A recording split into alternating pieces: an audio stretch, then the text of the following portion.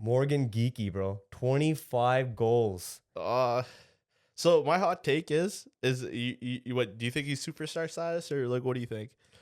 Okay, so I was gonna ask the full question, so here you go. He has 25 goals. He has 50 goals for the calendar year. Yep. Right? He has 39 points in 36 games right now. Okay. Right? Second in scoring.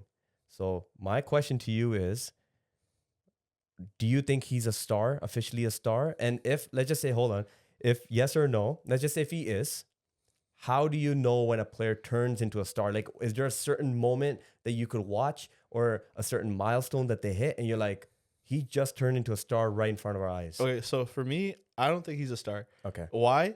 I think to me, I compare him right now to Zach Hyman's year where he had 50 plus goals. So that's the way I'm looking at it. And I'm like, okay, to be a star, you got to replicate it over and over again. Okay.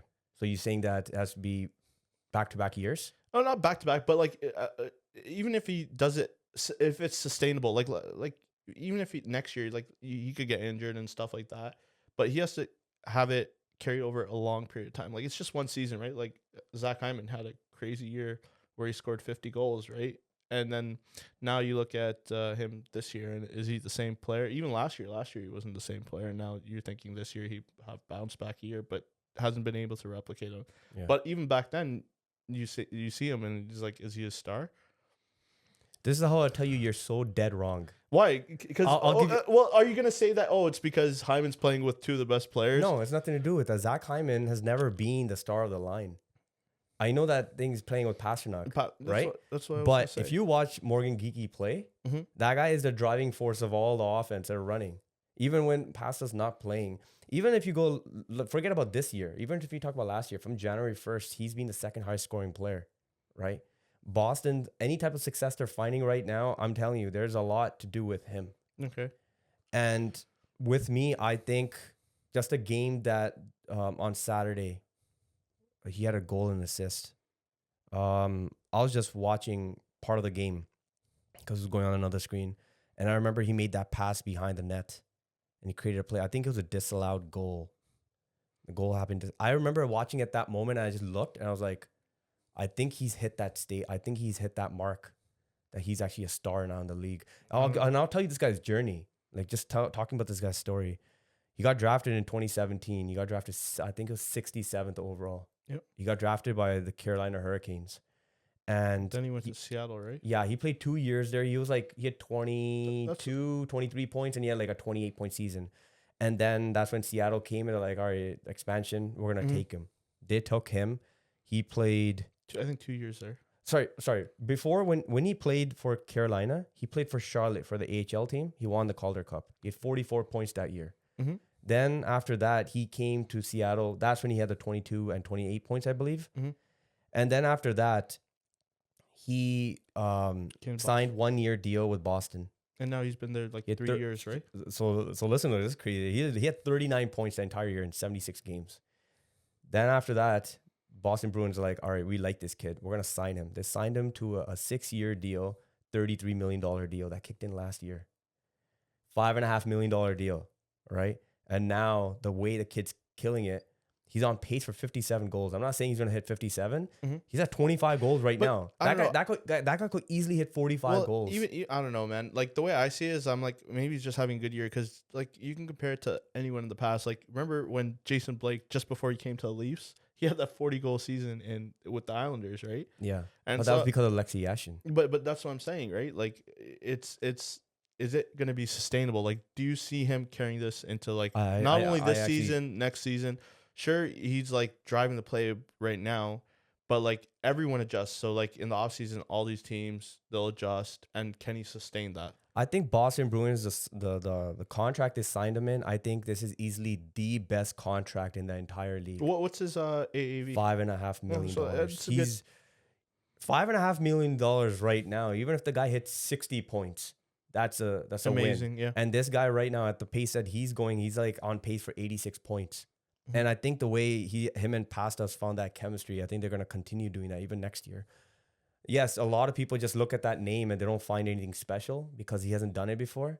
But next year, that's the name everybody's gonna be talking about. But in Boston, within Boston fans and the Boston community, I think they already know they found something special. Well, maybe he's just a late bloomer, right? He is. He's 27 years old. No. Well, a lot Right? of times too, right? It takes Yeah. a while before you can find your game and stuff, and then finally when you find it, it just seems solid. Or maybe he just wasn't in the right situation, right? Yeah. And then finally you find it and it clicks, and you know. Yeah. With Zach Hyman, the comparison that you were giving with Zach Hyman, the problem with Zach Hyman No, I was is just that even on any line he has played, he's always a third player. no. Well, that's what I'm saying. And he Right? stands in front of the net. He's a net front Well, presence. 50 goals is still 50 goals, right? No, it's 50 goals for sure. But Chris Kreider also had 43 goals, I think 41 goals. But That's literally it was hand-eye coordination. I'm not taking that away. That's a very special talent to have. Pavelski's also done it for his career as well. It's special. But for you to go and open space for other players and create space and score in different ways, that's a different skill, I'd say. So it's just that with Morgan Geekie, I just think that with Zach Hyman, I just feel like the way he scores, he does heavily rely on his players. But if he goes and plays with other players that are not as talented as those guys, you will see him regress. He's playing with McDavid in them, and he still can't hit the same amount of goals. What do you think? Do you think if so? One thing too is if you want to call him a star, let's say he goes to another team or a different situation or something like that. Do you think he'll be able to sustain this? I think so. I think he can. It's just that he's finally, I think everything just clicked for him now. Like he's figured out what it takes now to play at that level. Well, and certain players do play, they hit this level very late. But I think this is what the Hurricanes were hoping for. They didn't get. And Seattle, when they picked them up, I think that's what they were really hoping for. And it didn't work out. Still trying to figure it out. But I think with Boston, just the system that they have, and they have a lot of opportunities for him because of all the changes with Marchand and everything, and now he just found that step. Well, sometimes too, like that's one organization you look at, and it's just like they get buy-in, right? Yeah, even with Boston Bruins, even when you think that they're not going to be successful, and you could write them out, every year they'll always find a player or two that will always be a good story, and they will never be as bad as what people think they're going to be. Ever. I have never. It's been the longest time I've never thought like there's been times they have proven me wrong more than practically any team. No. There's been a lot of years where I would look at Boston. I was like this They're year I looked at them. I was like, they lost Marchand. They lost their identity, and you know what? I just don't see them. Well, and, even and they're doing. Look where they are. They're right at the bubble. Yep. Right, fighting for that spot while you have the Leafs all the way in the bottom. So it's like it's not always about the amount of talent you have. It is to do with the chemistry. No, not even the chemistry. Like buy-in? you're not even culture? it's culture. It's like the culture within the organization just does not allow that. There will always be other players who will pick up the slack. So it's a special thing I think Boston found with him. But I think more and more people will. There's gonna be a lot of people who are gonna disagree with me right now. Yeah. But then I think this is more of a take that I'm 6 months, maybe or 8 months early. I think by next year, when we're going to be talking about it in November, December, that's 1 year from now, Yep. I think a lot of people are going to look at this and be like, yeah, that. Well, that's how I am. I kind of want to hold out and kind of see how this goes. Because last year when I saw him in the second half, I watched him. He was playing well. And I was like, yo, he's great. But you know what? He's just on a hot streak right now. And I don't think this is going to be sustainable. Okay. But the fact is that he hasn't let go of that pedal. And he's carried into the season. Since the game has started, first game, he's been playing the same way. He's been the most consistent goal scorer right now. He hasn't gone on any hot or cold streaks. He just keeps scoring. So, and think about it. He's second in scoring, not Pasta. It's him.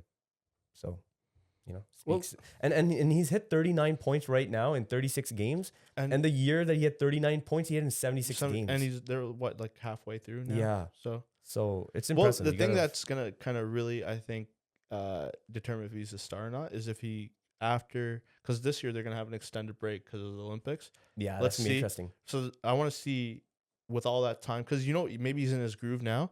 Just wait and see when he has like those couple of weeks off for the Olympics. And then when they come back, if he's the same player. Yeah.